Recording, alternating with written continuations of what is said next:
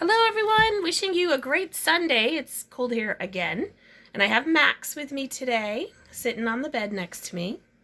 She's very sweet. She's my little sweet girl. So I just want to talk to all of you about something that just came up recently. I'm a part of some groups on Facebook that are just about our town, the area that we live in. Some of them include a couple towns, like it's Tilton, Franklin, like a bunch of towns, and some of them are just specific to one town. So a post came through, I just saw it yesterday, and it was about a gentleman who was looking for his wife. And he was very concerned. He said she'd been missing, and he, was talking about how much he loved her, and he was really concerned, and she, had left their child behind and all of these things. And of course, all of us, our first response was, well, we'll be praying for her. We'll be on the lookout if we see her and things like this. And I think that's the first response that most of us have when we see posts like that. People are missing their girlfriend or their partner or their wife. And the first thing that we do is, oh my gosh, they must have been kidnapped or gotten injured or something really bad happened to them. And so we need to help find them. And then a friend of mine, somebody that I worked with as a substitute teacher, she kind of spoke up on the feed, and I'm so glad she did. Thank you so much for doing that. I won't name you, but you know who you are. And she said, if anybody does know where she is, please give that information to the police and not to the husband, because we don't really know what the circumstance is here. We don't know what was going on in their relationship. Maybe she left and she had her reasons for leaving.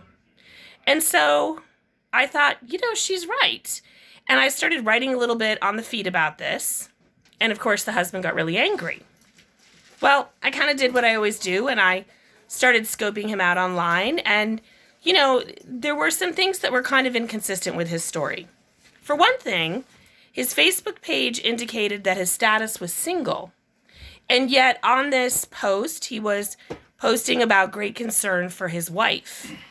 When I went further down the feed, there were memes about how to get a woman in this town. And they were like jokes, about how to meet a lady in the town that we live in. And there wasn't anything distasteful, but they certainly were not the posts of somebody who was in a happy married relationship. In addition, there were no pictures of her. There were pictures of the child, but there was nothing to indicate that they were together and happy as a couple. So I went back on the feed and I talked a little bit back and forth with a few other people and with a gentleman, and I just expressed, what I know as someone who works with victims of domestic violence. First of all, he came back and said that she was cheating on him. That's a really common thing. Most abusive men will, be very loud and vocal that their partner is cheating. My experience was very similar. My ex was very loud and vocal that I was cheating on him, and I wasn't. Actually, he was cheating on me. The other thing is, they rarely take responsibility for any issue in the relationship. They're not honest. They don't tell you everything that was going on because they don't want people to know how they were treating their partner. So some people might be thinking, oh, you're being really judgy. You don't know what the circumstance was or whatever. That's true. What I do know, though, is that people who are abusive tend to blame the other person. They never take responsibility, and they very often accuse their partner of cheating. So just some things to look for, and I'm really grateful. I guess she was found, which is wonderful. I'm glad she's okay. I hope that she is able to be reunited with her child at some point. Doesn't sound like that's going to be easy for her. So I may try to reach out to her to see if she needs help.